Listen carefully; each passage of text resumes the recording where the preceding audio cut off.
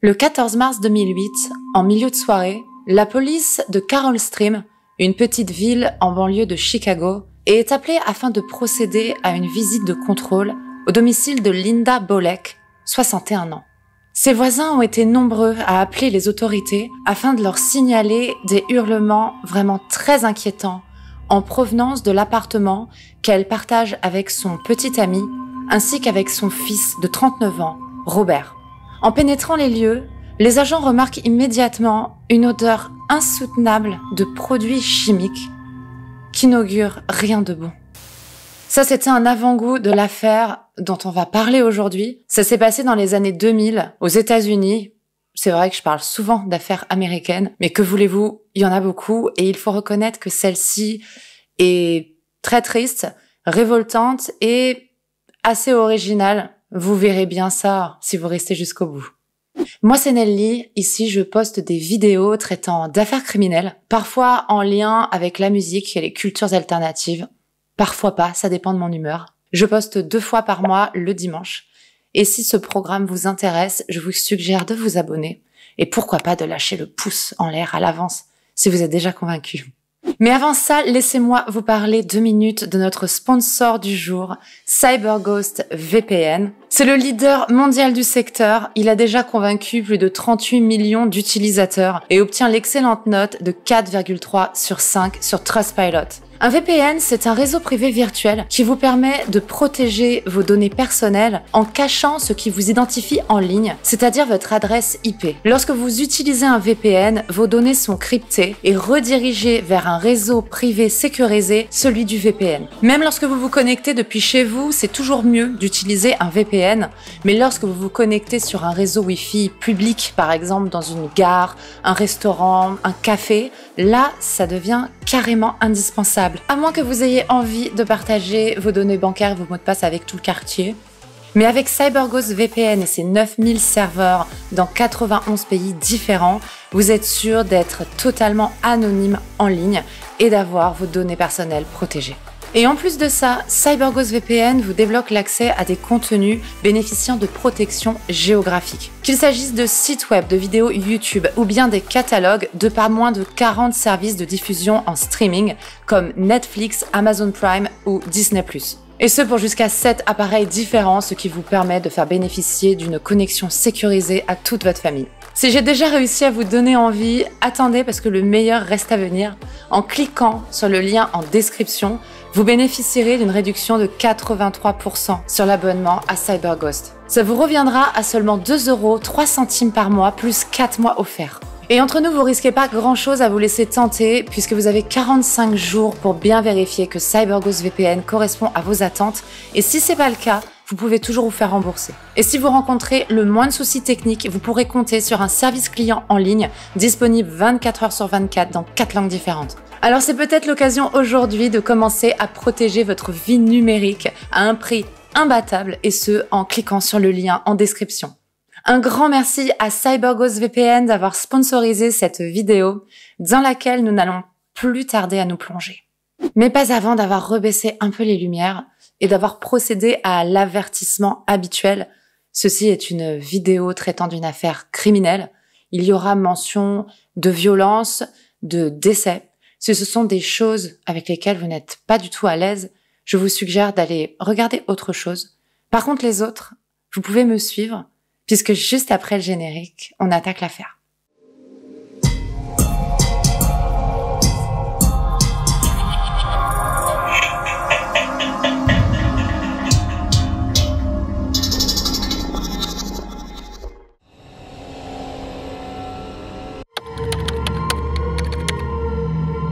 L'affaire d'aujourd'hui commence en 2008 à Carol Stream, c'est à 20 km à l'est de Chicago, dans l'Illinois, aux États-Unis.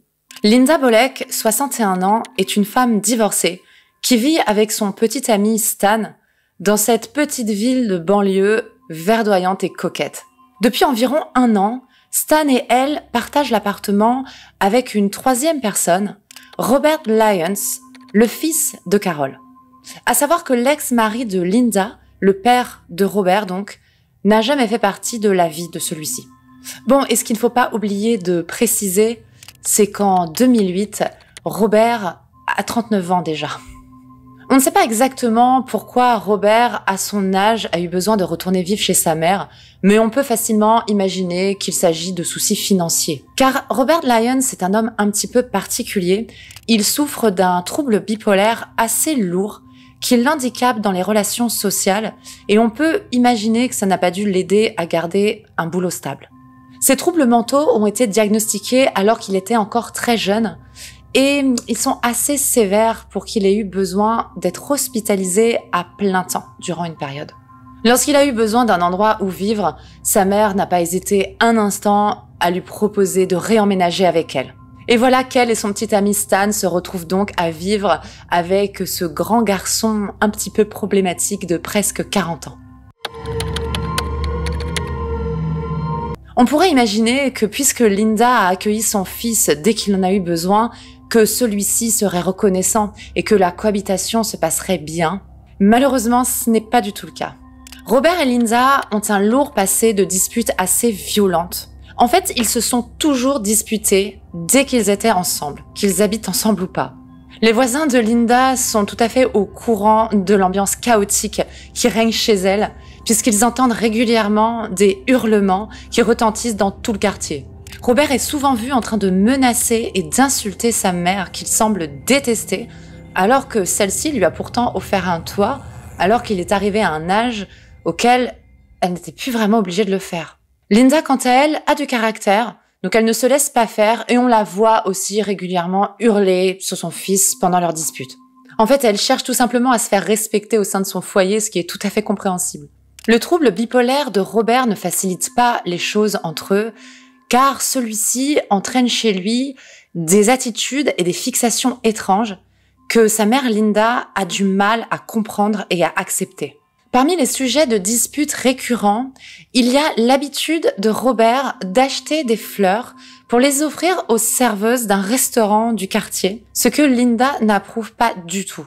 On ne sait pas si ça l'embête parce qu'elle estime que c'est un gaspillage d'argent ou bien si elle est gênée par l'attitude de son fils envers ces femmes, qu'elle pourrait avoir peur qu'il les harcèle ou quelque chose comme ça. En tout cas, c'est quelque chose qu'elle ne comprend pas, qu'elle n'approuve pas et qui génère énormément de disputes violentes. Le 14 mars 2008 est une journée comme les autres chez Linda et Robert, donc à un détail près. Ce jour-là, Linda ne se sent pas très bien et a décidé de ne pas aller travailler, de rester chez elle, le temps d'aller un peu mieux. Mais c'est sans compter sur Robert, qui n'a absolument pas l'intention de laisser sa mère se reposer. Car celui-ci a décidé que ce jour-là, il a envie de faire du shopping. Et il peut pas aller faire du shopping tout seul, puisqu'il ne conduit pas. C'est sa mère qui doit le trimballer à droite, à gauche, dès qu'il a besoin d'acheter quelque chose. Et puisque sa mère ne va pas travailler, est disponible, il décide que c'est une occasion parfaite pour aller faire du shopping. Ne prenant pas du tout en considération le fait qu'en fait elle est malade et qu'elle a besoin de se reposer. Dans un premier temps, évidemment, Linda refuse de conduire son fils puisqu'elle est malade, elle n'est pas en congé, elle a besoin de se reposer. Et pas d'être en voiture toute la journée en l'emmenant d'un point A à un point B en faisant son taxi, quoi. Mais vous aurez compris que Robert est quelqu'un de très centré sur lui-même, que les envies et les besoins des autres lui importent peu. Il va donc insister et obtenir gain de cause. Certainement parce que sa mère en a marre des disputes et qu'elle aimerait bien en éviter une, alors elle préfère céder. Linda emmène donc son fils en ville afin de lui permettre de faire ses petites courses. En plus, il a une liste de choses à acheter assez longue, il y a pas mal de magasins qu'il veut visiter. Donc voilà, Linda a du boulot, quoi. Une fois de retour à l'appartement, on pourrait croire que Robert a eu ce qu'il voulait et qu'il va enfin laisser sa mère tranquille se reposer. Il n'en est rien. Robert a encore des exigences. Et c'est encore quelque chose qui lui tient particulièrement à cœur et pour laquelle il n'a absolument pas l'intention d'accepter un refus. Robert exige de sa mère qu'elle appelle immédiatement une amie à elle afin d'obtenir des billets VIP pour un concert d'Avril Lavigne. Certes, vous avez vu le titre de la vidéo, donc il y a moins de surprises, mais reconnaissez que ça reste original et que sans le titre de la vidéo, vous auriez eu du mal à deviner que cet homme de 40 ans allait faire un caprice à sa mère pour aller voir Avril Lavigne en concert. Je vous remets un peu dans le contexte. À cette époque, on est en 2008, on est encore en plein dans l'ère MySpace. Avril Lavigne venait de sortir son morceau Girlfriend qui cartonnait, passait en boucle à la radio. Et il se trouve qu'elle avait un concert prévu le 21 mars 2008, donc pas très longtemps après, à Rosemont, à une 30aine de minutes de Carol Stream. Et Robert voulait absolument y aller. On ne sait pas si c'était un fan d'Avril Lavigne de longue date ou si c'était un caprice momentané.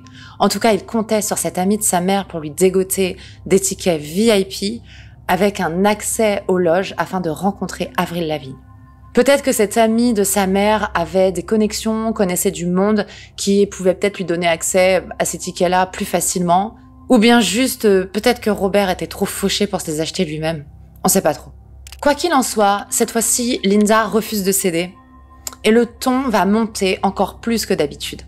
Au moment où le conflit éclate vraiment, Linda est en cuisine, en train de préparer le dîner. Et on ne sait pas si elle a exprès pris un couteau ou bien si elle a utilisé celui qu'elle avait déjà en main pour cuisiner. Mais en tout cas, elle va se retrouver à menacer son fils avec le couteau. Le menaçant de lui planter le couteau dans l'œil s'il continue de la saouler avec cette histoire de concert d'Avril Lavigne. Et alors Robert, selon ses propres explications, va complètement péter un câble. Il se dirige vers le comptoir où sont entreposées les bouteilles d'alcool dans le salon et se saisit d'une bouteille de cognac pleine, donc très lourde. Il va asséner 2 coups violents à l'arrière du crâne de sa mère qui s'écroule au sol. Robert se retrouve face à sa mère, étendue au sol, inanimée, et tout aurait pu s'arrêter là. Robert aurait très bien pu, à ce moment, appeler les secours. Mais non, il décide qu'il n'en a pas fini avec sa mère. Il va dans la cuisine, s'empare de 2 couteaux, s'accroupit auprès de sa mère et commence à la poignarder. Il a un couteau dans chaque main et il se déchaîne, il y va vraiment très fort, à tel point qu'à un moment, il y a une des lames qui va casser et rester dans le corps de sa mère. Robert poignardera Linda 9 fois en tout. Lorsque celle-ci ne bouge plus, Robert continue son entreprise macabre. Il se rend à la salle de bain et prend des produits corrosifs, des produits d'entretien, comme du Destop, du produit anti-moisissure, ainsi que des bombes d'insecticides. Puis, il va entreprendre d'asperger, puis de frotter avec tous ces produits corrosifs le corps de sa mère, qu'il a au préalable dévêtu. Les produits se mettent à ronger les plaies sur le corps de la victime. Au bout d'un moment, Robert décide qu'il en a enfin fini avec sa mère et décide d'aller se laver.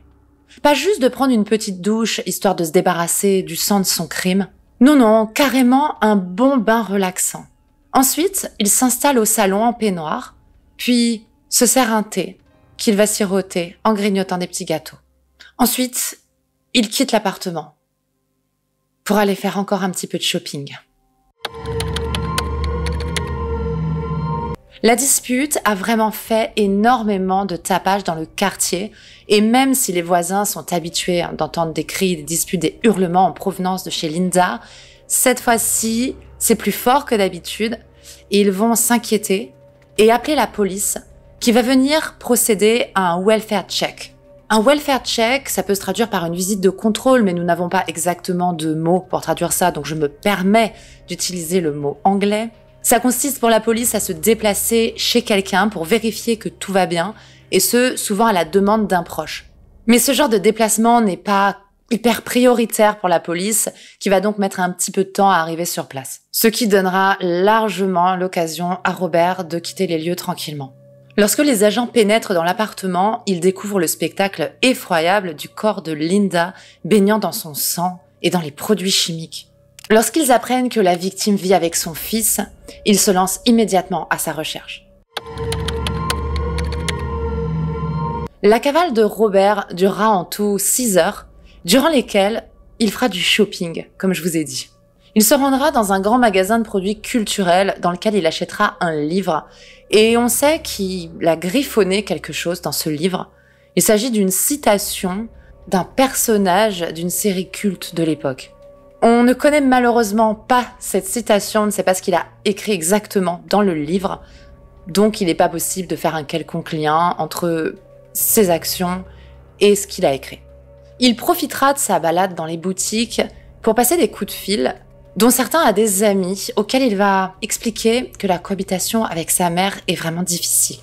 Il appellera aussi Stan, le petit ami de sa mère, et il va lui raconter que celle-ci l'a attaqué avec un couteau, qu'il a essayé de bloquer la lame, et qu'en faisant ça, la lame s'est plantée malencontreusement dans le dos de sa mère. Robert décide de conclure sa petite virée par une visite chez Hooters. Hooters, c'est une chaîne de restaurants très connue aux États-Unis pour ses pilons de poulet, mais surtout pour ses serveuses sexy, en débardeur décolleté et mini-short. Là-bas, après avoir mangé et passé un petit peu de bon temps, il décidera de se rendre. Il va appeler la police en leur disant que quelque chose de grave est arrivé. Robert est incarcéré et sa caution est fixée à 3 millions de dollars. Vous devinez qu'il n'a pas les moyens de payer cette caution. Du coup, il va rester incarcéré durant les 3 ans précédant son procès. En septembre 2011, il est jugé, accusé du meurtre avec préméditation de sa mère, Linda Bolek. L'enjeu du procès n'est pas de savoir s'il est coupable, puisqu'il a lui-même reconnu les faits, mais de déterminer s'il y a eu préméditation ou pas. L'accusation estime que Robert avait tout prévu et que l'incident concernant les billets pour le concert d'Avril Lavigne n'était qu'un prétexte, que son passage à l'acte avait depuis longtemps été décidé dans sa tête. Le juge déclarera « Elle vous a donné la vie, vous avez décidé de prendre la sienne ». Afin de s'assurer que le jury condamnera sévèrement Robert, l'accusation décide de faire projeter un montage photo assez choquant de Linda, la montrant d'un côté heureuse et souriante, et de l'autre montrant son corps baignant dans le sang et dans les produits chimiques. Il est d'ailleurs dit durant le procès que si Robert a décidé de verser ces produits chimiques et corrosifs sur le corps de sa mère, c'est uniquement pour l'humilier, puisque clairement c'était pas du tout nécessaire, elle était déjà morte. Robert Lyons, quant à lui, s'exprimera pendant 45 minutes et offrira une version toute différente. Il explique qu'en aucun cas il n'avait prémédité son passage à l'acte, que certes, il ne s'entendait pas avec sa mère, qu'il se disputait beaucoup avec elle, mais qu'il l'aimait quand même. Ce n'est que lorsqu'il l'a vu se saisir du couteau et le menacer avec, qu'il a vrillé et qu'il a décidé de s'en prendre à elle. Il avance donc la légitime défense. À côté de ça, les experts confirment que Robert souffre bel et bien d'un trouble bipolaire lourd, mais surtout qu'il avait arrêté de prendre son traitement au moins 3 jours avant le drame. Les jurés entendent bien que Robert n'a pas tué sa mère uniquement à cause de cette histoire de concert d'Avril Lavigne, mais que son geste est plutôt le point culminant d'une longue montée en pression, nourrie par de nombreux facteurs, dont sa maladie. Ils ne retiennent pas pour autant la légitime défense. Même si la préméditation n'est pas prouvée, le juge requiert contre Robert Lyons 65 ans de détention pour meurtre avec préméditation, certainement pour marquer le coup, parce que son acte était particulièrement barbare et parce qu'il s'en est pris à une femme qu'il aimait et qui l'a toujours aidé. Robert Lyons sera bien reconnu coupable de meurtre avec préméditation en janvier 2012. Il écopera de 40 ans de prison sans possibilité de libération anticipée. Il devrait avoir aux alentours de 80 ans au moment de sa libération. J'ai fini de vous raconter l'histoire de Robert Lyons et de la malheureuse Linda Bolek. C'était un petit peu plus court que d'habitude comme histoire, je pense, mais je la trouvais intéressante, originale, flippante, bref. Pour moi, ça valait le coup de la raconter. Donc, confirmez-moi ça avec le pouce en haut, c'est nécessaire. Et n'oubliez pas de vous abonner si ce n'est pas fait et que vous avez envie de le faire. Je vous laisse aussi, comme d'habitude, me donner vos impressions sur l'affaire en commentaire. Moi, il y a quand même un petit truc qui m'a marqué. On parle de troubles bipolaires, mais moi, j'ai surtout l'impression que ce Robert avait une personnalité problématique bien au-delà d'un quelconque trouble bipolaire. Je ne suis pas experte, mais je connais quand même un petit peu la question et j'ai jamais entendu dire que le trouble bipolaire rendait immature et égoïste et capricieux à ce point. Je n'arrive pas à m'enlever de la tête que Robert Lyons, il avait quand même une personnalité hyper problématique de base. Dites-moi ce que vous en pensez. Et je tiens une dernière fois à remercier CyberGhost VPN d'avoir encore une fois sponsorisé une de mes vidéos. N'oubliez pas de cliquer sur le lien en description si vous souhaitez profiter d'un excellent VPN à un prix imbattable, soit 2,03 € par mois. Et c'est surtout vous que je tiens à remercier d'être resté jusqu'à la fin et aussi de me communiquer autant d'enthousiasme en commentaire sous chaque vidéo. Vous êtes hyper nombreux, vous répondez présent à chaque fois et surtout, mais qu'est-ce que vous êtes chaud, quoi, hyper enthousiaste et des fois je suis presque mal à l'aise parce que j'ai pas l'impression de faire un truc exceptionnel. Certes, je fais attention à ce que je fais, j'essaie de bien faire les choses, etc. Mais c'est pas pour autant que j'estime que c'est normal que les gens soient aussi sympas, me montrent autant de soutien, quoi. Donc vraiment pour ça, je vous remercie. En ce moment, ça marche un peu moins bien mes vidéos, on va pas se le cacher depuis les vacances. Et vous savez comment c'est pour les créateurs. Je vais pas vous mentir, bien sûr qu'on a l'œil sur les vues et que quand il y a des percées dans les vues, on est super content et que quand ça stagne ou que ça régresse un peu, il faut faire un effort sur soi-même pour pas le prendre personnellement, pour pas se dire ouais en fait c'est nul ce que je fais. Tout ça pour dire que grâce à vous et à vos commentaires, j'arrive à me dire, ça va, je fais peut-être un peu moins de vues en ce moment, mais ce que je fais, c'est pas pourri pour autant. Donc, merci vraiment d'être là. Restez là, du coup. Vous avez les commentaires, vous pouvez me soutenir comme d'habitude. Je vous en serai très reconnaissante. Et je vous dis à dans 2 semaines pour une nouvelle vidéo. Ciao!